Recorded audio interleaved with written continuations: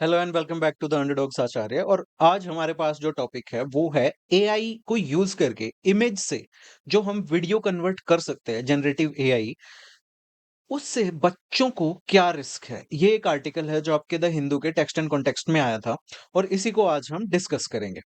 Okay. और इसमें मैंने आपको साथ में प्रीलिम्स और मेंस के जो क्वेश्चंस यहाँ पे बन सकते हैं वो भी मैंने आपको इसमें दिए हैं, जो आप इस पीडीएफ से मेरे टेलीग्राम चैनल से डाउनलोड करके कर सकते हैं। तो चलो डिस्कस करते हैं कि ये इशू क्या है और किस तरह ये टेक्नोलॉजी बच्चों के लिए हानिकारक है। तो before we move forward, here is a little something about me. आप पॉज करके पढ़ सकते हैं, ज्यादा टाइम नहीं वेस्ट करेंगे। Let's move forward. ओके। सो कहानी शुरू होती है, रेडिट एक वेबसाइट है, उसके को फाउंडर है एलेक्सिस या जो भी इनका नाम है। इन्होंने अपनी माँ के साथ इनके बचपन की एक फोटो है उसको पोस्ट किया और उसमें इन दोनों ने रेड स्वेटर पहन रखी थी और एक दूसरे को हग कर रहे थे और बैकग्राउंड में एक माउंटेन था। अब इसके साथ ही इन्होंने एक एआई जनरेटेड वीडियो भी पोस्ट करा जिसने इस फोटो को वीडियो में कन्वर्ट किया हुआ था। ओके। और उसमें ये भाई साहब और इनके मदर एक दूसरे को हग कर रहे थे और आंधी में या हवा में इनके बाल जो है वो लहरा रहे थे और वो बोलते हैं कि dam I wasn't ready for how this would feel, कि मैं रेडी नहीं था कि ये जो वीडियो है ये देख के मुझे कैसी फील आएगी, क्योंकि जबकि ये फोटो है उस टाइम हमारे पास वीडियो कैमरा नहीं था और मेरा और मेरी माँ का मेरे पास कोई वीडियो नहीं है। And because his mother is no more now, तो वो वीडियो देख के ही गॉट वेरी इमोशनल। तो यहां से ये इश्यू हमारा शुरू होता है। बट सबसे पहले हम जानते हैं कि ये टेक्नोलॉजी है क्या और ये करती क्या है। तो एआई टू वीडियो जो टूल्स होते हैं ना, वो किसी भी आपकी एक स्टिल फोटोग्राफ यानी कि आप जो करके जो फोटो खींचते हो उसको लेंगे और उसको वीडियो में कन्वर्ट कर देंगे, एक तरह से अलाइव बना देंगे उस वीडियो को, उस फोटो को कोई शॉर्ट या रियलिस्टिक उसकी वीडियो क्लिप बना के। एग्जांपल के लिए बताता हूँ, हैरी पॉटर मूवी देखी है ना आप सबने। हैरी पॉटर में वो जो स्कूल में दीवारों पे फोटोज लगी रहती हैं या न्यूज़पेपर में जो जादुई फोटो आती है जो थोड़ी थोड़ी मूव करती रहती है, एग्जैक्टली वही ये इमेज टू वीडियो जो टूल होता है काम करता है। फॉर एग्जाम्पल, आप अपनी कोई फैमिली फोटो अपलोड करते हो तो एआई उसको एनिमेट कर देगा जिसमें कि लोग ब्लिंक कर पाएंगे, स्माइल कर पाएंगे या हल्के हल्के चल रहे होंगे, यानी कि सब खड़े हुए हैं। आप अपने स्कूल की ग्रुप फोटो वहां पे अपलोड करते हो तो उसमें फोटो में तो सब स्टैटिक हैं, सीधे खड़े हुए हैं। बट जब वो उसको एनिमेट करेगा, एआई उसको वीडियो में कन्वर्ट करेगा, तो कोई स्माइल कर रहा होगा, किसी के बाल हिल रहे होंगे, कोई ऐसे हल्का हल्का हिल रहा होगा, तो ऐसे लगेगा कि ये शॉर्ट वीडियो है। ओके। अब ये जो टूल्स है ना, एआई टू वीडियो टूल्स, अब ये कोई ऐसा नहीं है कि बहुत ही रेयर टूल्स हैं। ये नॉर्मल हमारे जो सोशल मीडिया या अदर प्लेटफॉर्म्स हैं उनमें इनबिल्ट आने लग गए हैं। जैसे मिड जर्नी नाम का एक टूल है, वो इमेजेस को वीडियो में कन्वर्ट करता है। गूगल फोटोज जो हर फोन में होता है, उसने अपना एक क्रिएट मोड इंट्रोड्यूस किया है जहां पे यूजर्स जो हैं वो अपनी फोटोज को मूविंग क्लिप्स में कन्वर्ट कर सकते हैं। सिमिलरली एक्स जो पहले ट्विटर होता था और उसका एक एआई प्लेटफॉर्म है ग्रॉक, तो ग्रॉक का एक पार्ट है ग्रॉक इमेजिन, तो वो भी इसी तरह की शॉर्ट स्टाइल जो वीडियोस हैं, रियलिस्टिक वीडियो क्लिप्स आपकी फोटोज से जनरेट कर सकता है। सुनने में बहुत अच्छी टेक्नोलॉजी है एंड ऑब्वियसली आपकी आपके दादा के साथ पुरानी फोटो है, आप उसको रियलिस्टिक बना सकते हो, शॉर्ट वीडियो टाइप में स्कैन करके उसको डाला और वीडियो बना सकते हो। बट ये टेक्नोलॉजी है ना, ये एक डबल एज सोर्ड है, यानी कि इसके फायदे भी हैं और नुकसान भी हैं। तो देखते हैं कैसे। तो इसके पॉजिटिव यूज में है कि लोग इनको नॉस्टैल्जिया के लिए या अपनी मेमोरी प्रिजर्वेशन के लिए यूज कर सकते हैं, जैसे इन भाई साहब ने किया था अपनी मदर की फोटो के लिए, या जैसे मैंने आपको भी बताया कि आप अपने दादा की, अपने मम्मी पापा की, परदादा की, जिसकी फोटो आपके पास हो, अपनी एक्स की जिससे आपका ब्रेकअप हो गया हो, उस फोटो को भी वीडियो में कन्वर्ट कर सकते हो। ओके। करना मत, अच्छी बात नहीं है, कंसेंट इज एवरीथिंग। हाँ, बट इसके रिस्क भी हैं, क्योंकि इस प्रोसेस में आपको सिर्फ एक फोटो चाहिए होती है, तो कोई भी किसी की परमिशन के बिना उसकी इमेज को वीडियो में कन्वर्ट कर सकता है। ये इसकी प्रॉब्लम की शुरुआत है। आगे डिटेल में देखते हैं कि और क्या-क्या इससे नुकसान हो सकते हैं। ओके। तो हमारा ये जो वीडियो है ना, ये है स्पेसिफिकली बच्चों का बच्चों को इस टेक्नोलॉजी से क्या रिस्क हो सकते हैं, तो उसी के बारे में हम बात करेंगे। तो सबसे पहला जो रिस्क है इस टेक्नोलॉजी का, वो है ऑनलाइन एक्सप्लॉइटेशन, यानी कि क्रिमिनल टाइप के लोग होते हैं जो, वो क्या करेंगे, किसी भी बच्चे की फोटो, फॉर एग्जांपल हर माँ-बाप को अपने बच्चे अच्छे लगते हैं, तो वो उनकी अकम्प्लिशमेंट्स को या सब कुछ सोशल मीडिया पे डालते रहते हैं। तो जो क्रिमिनल मेंटालिटी के लोग होते हैं, किसी भी नॉर्मल फोटो को वहां से उठाएंगे, इवन सोशल मीडिया से, और उसको मॉर्फ करेंगे, मतलब उसका वीडियो, गलत वीडियो बना सकते हैं। मैं यहाँ पे बोल नहीं सकता, यूट्यूब गाइडलाइंस है, सो समझ जाओ। फेक वीडियोस उसके क्रिएट कर सकते हैं। अब ये जो फेक वीडियोस हैं, ये बच्चों को, अब बच्चे टीनेजर्स भी हो सकते हैं, उनको हरास करने के लिए, ब्लैकमेल करने के लिए, इन सब कामों के लिए ये गलत तरीके से यूज़ हो सकते हैं। इसका एक एग्ज़ाम्पल है कि 2023 में स्पेन में कुछ स्कूल गर्ल्स को पता लगता है कि उन्होंने जो अपनी इंस्टाग्राम पे सेल्फीज़ डाल रखी हैं, उनको डीप फेक करके, डीप फेक यही होता है कि किसी की फ़ोटो लेके उसको एआई वीडियो में कन्वर्ट कर देना एंड एक्सप्लिसिट स्टाइल, ये मतलब वर्ड यहाँ पे ब्लॉक्ड है, सो मैं एक्सप्लिसिट स्टाइल बोल रहा हूँ, तुम समझ जाओ कि ये क्या है। अडल्ट फेक वीडियोज़ उसके उन लड़कियों के बना दिए थे और उनको क्लास के ग्रुप्स में सर्कुलेट कर दिया था। तो तुम समझ सकते हो कि उनको कितना मेंटल ट्रॉमा हुआ होगा कि इस तरह के वीडियोज़ उनके सर्कुलेट हो रहे हैं, दैट टू टीनेज में, जो कि फॉर्मेटिव ईयर्स होते हैं, जहाँ पे इमोशंस रन हाई, और उस टाइम पे मेंटल जो इम्पैक्ट होता है चीज़ों का बहुत ज़्यादा होता है और लास्टिंग होता है पूरी ज़िंदगी के लिए। ओके, एंड इससे मतलब बुलिंग को भी बढ़ावा मिलता है। बच्चे जो हैं वो ऐसी फेक एम्बैरेसिंग सिचुएशंस में जब फंसते हैं तो उनको ह्यूमिलिएशन भी होती है, और साइबर बुलिंग यानी कि क्लास के ही जो बदमाश बच्चे हैं वो भी ऐसा कर सकते हैं। ओके, और एक बार किसी की कोई फोटो ऑनलाइन चली गई या वीडियो चला गया तो उसको इरेज करना इम्पॉसिबल है ऑलमोस्ट, और वो उसको सारी जिंदगी हॉन्ट कर सकता है। दूसरा इसमें है कि बच्चे जो है ना, वो उनकी प्राइवेसी और डिग्निटी का भी लॉस है। यानी कि पेरेंट्स बच्चों की फोटोज ऑनलाइन पोस्ट तो कर देते हैं, बट ये फोटोज जो हैं ये चुरा ली जाती हैं, और इनके ऐसे घटिया वीडियोस बिना बच्चों के कंसेंट के, ऑब्वियसली बच्चे कंसेंट नहीं दे सकते किसी भी लॉ में। आप अगर 18 साल से कम के हो तो आप अपना कंसेंट नहीं दे सकते किसी भी चीज के लिए। तो उनका एक तरह से जो कंट्रोल है वो उनसे ले लिया जाता है अपनी डिजिटल आइडेंटिटी पे। ओके, तीसरा साइकोलॉजिकल हार्म तो ऑब्वियसली है ही, यानी कि नेगेटिव इम्पैक्ट जो एक इंसान के दिमाग पे होता है, इमोशंस पे होता है और उसके मेंटल वेल बीइंग पे होता है जब वो ऐसी किसी घटिया हरकत का शिकार होता है। और ये मतलब, एक तो हमें चोट लग जाए साइकिल से गिर के, बाइक से गिर गए, तो हमको एक विजिबल चोट लगती है जो फिजिकल हार्म होता है, बट ये ऐसा नुकसान है जो हमारी सोचने के तरीके पे, फील करने पे और हमारे बिहेवियर पे ना सारी जिंदगी इंपैक्ट डालता है। तो जब इस तरह के एआई टूल से fake but realistic looking videos बनते हैं या इमेजेस बनती हैं, खास करके बच्चों के, तो उन पे बहुत ही नेगेटिव प्रभाव पड़ता है। आगे देखते हैं कैसे। सबसे पहला इंपैक्ट हो सकता है कि आइडेंटिटी कंफ्यूजन। तो जब बच्चा अपने आप को ऐसे फेक वीडियो में देखता है, तो अपनी रियलिटी को क्वेश्चन करना शुरू कर देता है कि मैंने ये सच में किया है। दूसरा इंपैक्ट हो सकता है कि मान लो कोई बच्चा है जिसने अपने माता-पिता को या किसी प्रियजन को खो दिया है, और वो उसको इस तरह की एनिमेटेड ओल्ड फोटो या वीडियो मिलता है इस टेक्नोलॉजी को यूज़ करके, तो हो सकता है उसको कुछ देर के लिए तो कम्फर्ट लगे, बट ये उसको एक परपेचुअल परमानेंट सैडनेस के लूप में भी डाल सकता है, जिससे उसको क्लोज़र नहीं मिलेगा।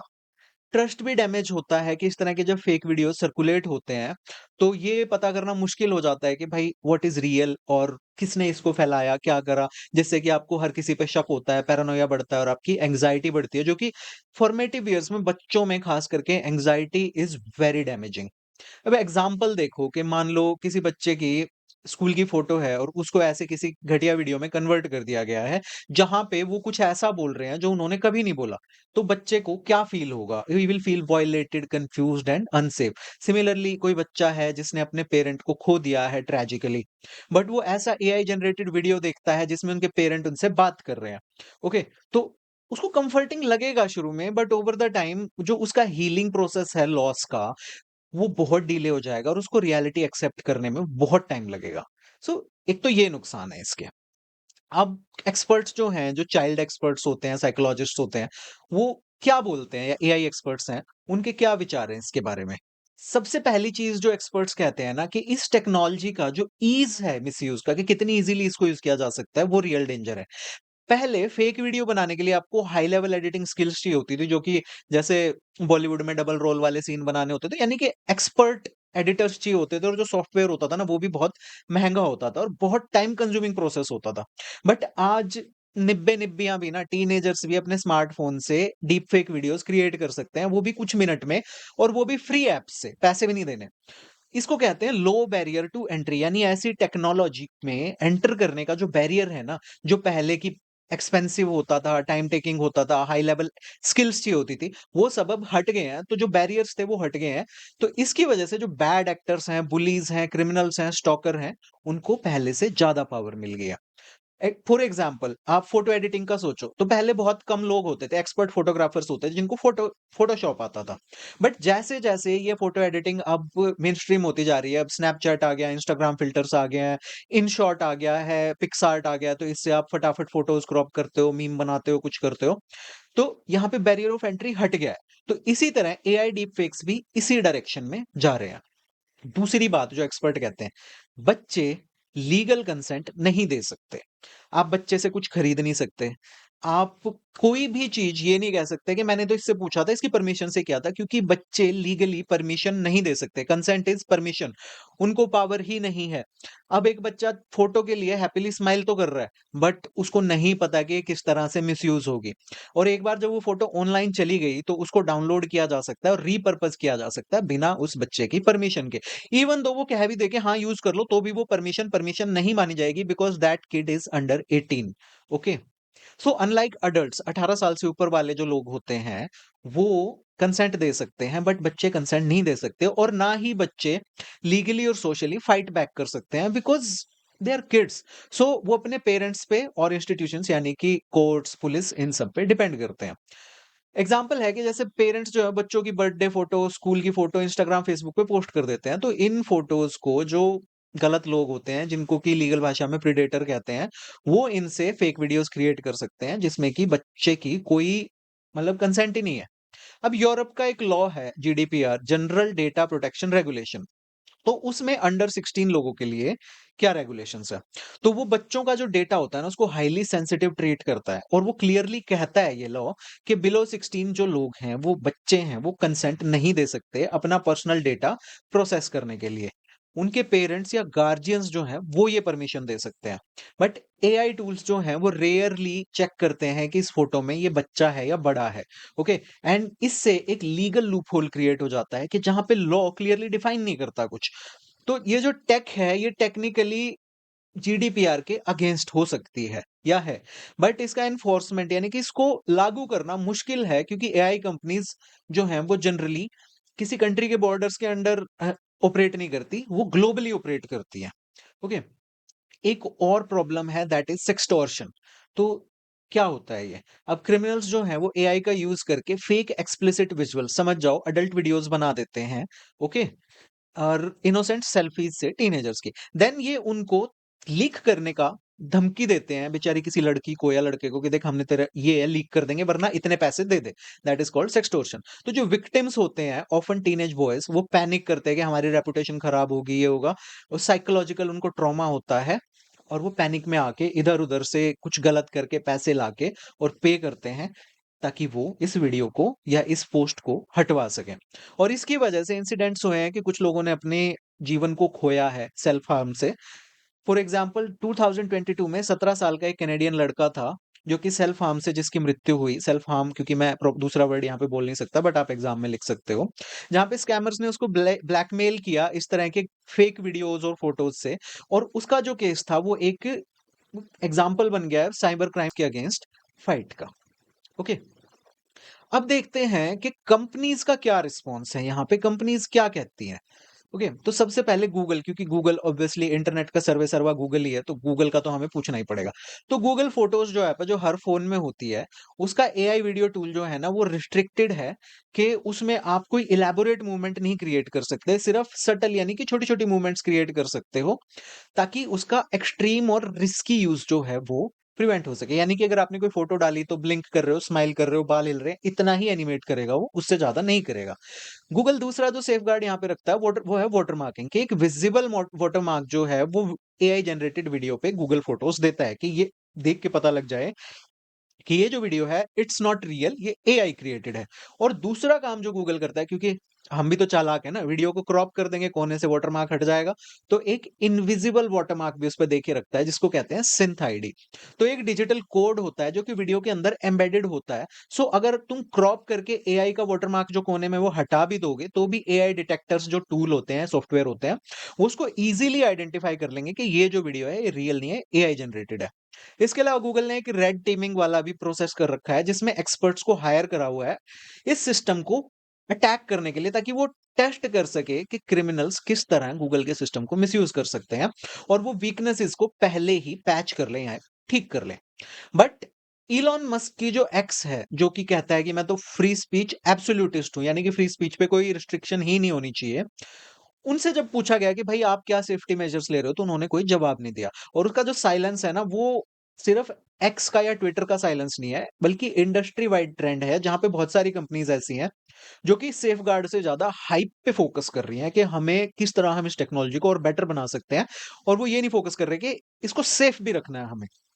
बाकी प्लेटफॉर्म्स हैं, उनकी एनफोर्समेंट भी वीक है एज कंपेयर टू गूगल। जैसे टिकटॉक है, उसने ऑफिशियली बैन तो कर दिया है रियलिस्टिक एआई को, एआई डिपिक्शन ऑफ माइनर्स, यानी कि माइनर्स के जो एआई से बने हुए वीडियोस हैं उनको उसने बैन कर दिया। बट इसकी जो एनफोर्समेंट है ना, वो कंसिस्टेंट नहीं है। हार्मफुल वीडियोस अभी भी सर्कुलेट होते रहते हैं सोशल मीडिया पे, और मॉडरेटर्स, यानी आप अपील करोगे, फिर कोई देखेगा, तब उसको हटाया जाता है। बट इसमें टाइम लगता है, तो डैमेज तब तक हो चुका होता है। एग्जाम्पल देता हूँ, एआई का नहीं है बट वैसे है। मेरी एक फ्रेंड थी मुंबई से, तो वो बिग बॉस के उनके ग्रुप्स बने हुए थे ट्विटर पे, एक एक इसको किसी सेलिब्रिटी को सपोर्ट कर रहे थे एक दूसरे को। तो जो दूसरे ग्रुप वाले थे, उनसे उनकी कुछ बहस हुई, और उन लोगों ने मेरी फ्रेंड के सोशल मीडिया से उसकी फोटोज उठाई, और उनकी, मतलब, they created adult clips and adult photos, और उनको एक फेक इंस्टाग्राम अकाउंट बना के पोस्ट कर दिया। देन उसने मुंबई पुलिस में कंप्लेन की, और वहां पे कंप्लेन हुई, फिर प्रोसेस हुआ, टाइम लगा। पता चला जिन लोगों ने किया सारे के सारे माइनर्स, और फिर उन फोटोज को हटवाया गया, एक्शन हुआ। बट यू कैन इमेजिन कि जितने टाइम लगा इसमें, एंड हफ्तों का टाइम लगा, वो लड़की को कितना मेंटल हरासमेंट हुआ होगा। और वो टीनेजर नहीं थी, she was well in her twenties, but still, तो ये चीज किसी के साथ भी होती है ना, तो उसके साथ मेंटल ट्रॉमा बहुत तगड़ा होता है। ओके, अब नेक्स्ट देखते हैं कि जो चाइल्ड प्रोटेक्शन ऑर्गेनाइजेशंस हैं उनका क्या कहना है। तो the national centre for missing and exploited children, जो कि यूएस की एक ऑर्गेनाइजेशन है, वो एक साइबर टिपलाइन चलाते हैं कि आप इंटरनेट पे अगर आपको कोई भी इस तरह के बच्चों के साथ का कोई भी गलत चीज दिखे, तो आप हमें फोन करो। और उन्होंने 7,000 से ज्यादा एआई से रिलेटेड चाइल्ड एक्सप्लॉइटेशन केसेस सिर्फ 2 साल में रिकॉर्ड किए हैं। और इससे प्रूव होता है कि ये जो थ्रेट है, ये ऑलरेडी हो रही है, कोई फ्यूचर का कंसर्न नहीं है। सिमिलरली इंटरनेट वॉच फाउंडेशन जो है, जो यूके की है, जो कि डार्क वेब को मॉनिटर करता है। डार्क वेब क्या होता है आपको पता होगा, नहीं पता तो गूगल से देख लेना, टॉपिक बहुत लंबा हो जाएगा। तो डार्क वेब पे चाइल्ड एक्सप्लॉइटेशन का जो मटेरियल होता है उसको मॉनिटर करता है। उसने भी कहा है कि एआई जनरेटेड जो चाइल्ड, ये इस तरह का मटेरियल है ना, जो इस तरह की इमेजेस है, उसमें बहुत ज्यादा बढ़त आ रही है। ओके, ऑल्दो इसमें रियल चिल्ड्रन इन्वॉल्व नहीं है, एआई जनरेटेड चिल्ड्रन इन्वॉल्व है। अब यहाँ पे लीगल प्रॉब्लम क्या आ जाती है कि इमेजेस में रियल किड्स नहीं है, सो ये कहा जा सकता है कि किसी के राइट्स जो है वो वायलेट नहीं हो रहे, these are AI generated kids, yet still they normalize and fuel exploitation, के एक माइंडसेट क्रिएट हो रहा है कि it's okay to watch such videos. और ये जो ग्रुप्स हैं, ये वार्न करते हैं कि एआई जो है वो एक्टिवली चाइल्ड एक्सप्लॉइटेशन को फ्यूल कर रहा है, नॉट जस्ट हाइपोथेटिकली, बट एक बहुत लार्ज स्केल पे, जो कि बहुत चिंता का विषय है। अब इसके बाद हम देखेंगे कि वाई जो कानून बने हुए हैं, वो स्ट्रगल क्यों करते हैं एआई मिसयूज के अगेंस्ट, लीगल गैप जो है वो क्यों एग्जिस्ट कर रहा है। तो यूरोप का जो जीडीपीआर है, जो हमने अभी देखा, जनरल डेटा प्रोटेक्शन रेगुलेशन, उसमें बच्चों का डेटा स्ट्रांगली प्रोटेक्टेड है। 16 साल से कम के बच्चे कोई अपना कंसेंट या परमिशन नहीं दे सकते अपने डाटा को यूज करने का। तो क्लियर लॉज एग्जिस्ट कर रहे हैं, बट फिर भी ये सब एक्सप्लॉइटेशन हो रही है। व्हाई?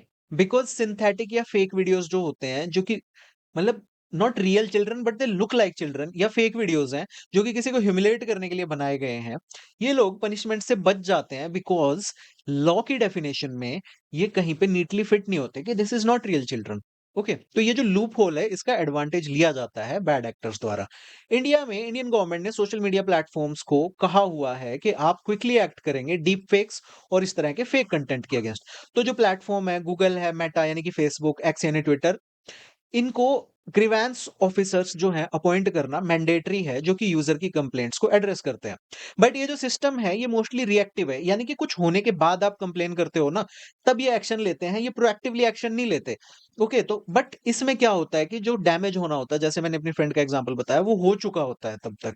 फॉर एग्जांपल 2023 में बहुत सारी इंडियन वुमेन ने पाया कि उनके फेसेस को एडिट करके फेक वीडियोस बनाए हुए हैं और टेलीग्राम पे स्प्रेड किया जा रहा है। कंप्लेंट्स फाइल की गई, बट डैमेज, जब तक वो वीडियो हटाए तब तक वो वीडियो ऑलरेडी वायरल हो चुके थे, लोगों ने अपने फ़ोन, कंप्यूटर्स में सेव कर लिए थे या ऐसे उल्टे-सीधे सर्वर्स पे भी अपलोड हो गए थे, तो डैमेज ऑलरेडी डन हो गया था। तो चाहिए कि ऐसे वीडियोज़ पोस्ट ही ना हो पाएँ। ग्लोबल लेवल पे भी हम देखते हैं कि कोई सिंगल इंटरनेशनल कानून नहीं है जो बच्चों को ये जो एआई का रिस्क है या चाइल्ड सेफ्टी है, इसको एड्रेस करे। अलग-अलग देशों के अलग-अलग कानून हैं, जिनमें से कुछ डेटा प्रोटेक्शन में फ़ोकस करते हैं, कुछ डीप फेक पे फ़ोकस करते हैं और सिर्फ़ कुछ ही कंट्री ऐसे हैं जो ऑनलाइन एक्सप्लॉइटेशन पे फ़ोकस कर रहे हैं। टेक्नोलॉजी जो है वो लॉज़ से बहुत ज़्यादा तेज़ डेवलप हो रही है, यानी लॉज़ इतनी तेज़ इवॉल्व नहीं कर पा रहे जितनी तेज़ टेक्नोलॉजी डेवलप हो रही है। सो रूल जो हैं वो ऑफ़न पीछे रह जाते हैं और ये जो मिसमैच है ये ग्लोबल गैप क्रिएट करता है जहाँ पे हार्मफुल एआई जो है वो अनचेक्ड यूज़ हो रहा है। अब ये अदर कंट्रीज़ हैं यूएस, चाइना एटसेट्रा यहाँ पे क्या है आप पीडीएफ डाउनलोड करके पढ़ सकते हैं, आंसर राइटिंग में आपके काम आएगा। बट की टेक अवे यहाँ पे ये है कि दुनिया भर में जो कानून है वो फ्रेगमेंटेड है, रिएक्टिव है और इनकम्प्लीट है। कुछ प्रोटेक्शंस हैं बट स्टिल अभी भी मैसिव गैप है, जिसकी वजह से एआई का हार्मफुल यूज़ खास करके बच्चों के अगेंस्ट हो पा रहा है। जो बिगर प्रॉब्लम है एआई और चाइल्ड सेफ्टी से रिलेटेड वो क्या है? तो हमने देखा है टेक्नोलॉजी जो है वो लॉ से बहुत फास्ट चल रही है, ओके? और इसकी वजह से एक डेंजरस गैप क्रिएट हो रहा है जहाँ पे कि इस तरह के रूल्स को बेंड करके एआई को गलत तरीके से यूज़ किया जा रहा है। अब जो सेफगार्ड्स एग्जिस्ट भी करते हैं जैसे गूगल एटसेट्रा कंपनी में वो इनकंसिस्टेंट है और मतलब बड़ी कंपनीज़ फिर भी सेफगार्ड ला रही हैं कि भाई वाटरमार्क लगा दिया और रेड टीम्स वगैरह बट जो छोटे प्लेटफ़ॉर्म्स हैं, वो ऐसी कोई प्रोटेक्शंस ला ही नहीं रहे हैं। और जहाँ पे ये सेफगार्ड एग्जिस्ट भी करते हैं, तो जो चंट चालाक यूज़र है ना, क्लेवर यूज़र्स, वो ऑफ़न इनको बायपास कर पाते हैं विद फ़िल्टर्स एंड ट्रिक्स और जिसकी वज़ह से पूरा सिस्टम जो है अनरिलायबल हो गया है। और एज़ अ रिज़ल्ट जो बच्चे हैं, they remain exposed to this kind of technology. अब क्वेश्चन है कि करना क्या चाहिए? ओके, तो सबसे पहले तो हमें डिफाइन करने चाहिए कंसेंट के स्टैंडर्ड कि बच्चों की जो फ़ोटो हैं, वो कभी एनिमेट हो ही ना पाएँ, कोई भी ऐप से और अगर हो भी तो पेरेंट से एक परमिशन हो पेरेंट या गार्डियन से तभी वो फ़ोटो एनिमेट हो पाए। तो इससे एंश्योर होगा कि बच्चों की जो आइडेंटिटी है वो प्रोटेक्टेड है और उनका जो डेटा है वो सही से यूज़ हो रहा है। दूसरा है ट्रांसपेरेंसी, यानी कि जितने भी एआई जनरेटेड वीडियोज़ हैं, उनको क्लियरली लेबल किया जाना चाहिए कि हाँ, ये फेक है, कंप्यूटर मेड है। जैसा कि गूगल करता है। इससे व्यूअर्स को देख के पता चलेगा कि क्या रियल है और क्या फर्जी है। देखते हो ना घर में मम्मियाँ भी देखती रहती हैं, गुड़गाँव में मिला 800 फुट लंबा साँप और वो द्वारका एक्सप्रेसवे पे साँप का वीडियो लौट रहा है ऐसे और पानी आ रहा है। वो कहते हैं अरे, अरे! बट वो फेक होते हैं, लोग समझ नहीं पाते हैं। तीसरा है अकाउंटेबिलिटी यानी जवाबदेही। तो प्लेटफ़ॉर्म्स जो हैं, जो भी प्लेटफ़ॉर्म्स इन वीडियोज़ को पोस्ट करने देते हैं, उनके ऊपर लीगल रिस्पॉन्सिबिलिटी होनी चाहिए कि अगर उनके टूल्स मिसयूज़ होंगे तो तुम पेले जाओगे। अभी जो कंपनीज़ हैं वो ये ब्लेम से एस्केप कर जाते हैं, बच जाते हैं सेइंग कि भई हम तो सिर्फ़ सॉफ्टवेयर दे रहे हैं, कोई इसको कैसे यूज़ कर रहा है उसमें हमारी क्या ज़िम्मेदारी है? जो कि उनका पॉइंट ऑफ व्यू भी ठीक है, बट सेफगार्ड्स उसमें होने चाहिए। अब इसके अलावा टेक्निकल सेफगार्ड्स भी होनी चाहिए जैसे कि एआई डिटेक्टर्स जो हैं वो इनबिल्ट होने चाहिए इनमें अपनी सोशल मीडिया ऐप्स वगैरह में, जो कि एआई को स्ट्रांगली डिटेक्ट कर सकें और ब्लॉक कर सकें हार्मफुल चाइल्ड रिलेटेड फेक्स को। और ऐसा हमको सिस्टम डेवलप करना चाहिए जहाँ पे हम रिएक्ट ना करें बल्कि प्रोएक्टिवली इस टेक्नोलॉजी का गलत यूज़ होने से उसको रोक सकें। तो अब इस पीडीएफ को आप डाउनलोड करके मेंस के क्वेश्चन देख सकते हो जो मैंने यहाँ पे आपको दिए हुए हैं। 1 और 2 क्वेश्चन्स मैंने और उनकी अप्रोच आपको दी है। और इसके साथ ही मैंने यहाँ पे आपको प्रीलिम्स के क्वेश्चन्स दिए हैं। ओके 5 क्वेश्चन्स हैं, उसके साथ उनके सॉल्यूशंस भी हैं। ये आप पीडीएफ डाउनलोड करके प्रैक्टिस कर सकते हैं। पीडीएफ मिलेगी आपको मेरे चैनल द अंडरडॉग्स आचार्य पे, ये उसका क्यूआर कोड है। स्कैन करके आप इसको कर लेना and you are watching the underdogs Acharya. इस वीडियो को लाइक करें, शेयर करें, सब्सक्राइब करें क्योंकि अभी आपका लाइक ही मेरी कमाई है और अपने दोस्तों के साथ शेयर करें। Thank you for watching. You are watching the underdogs Acharya.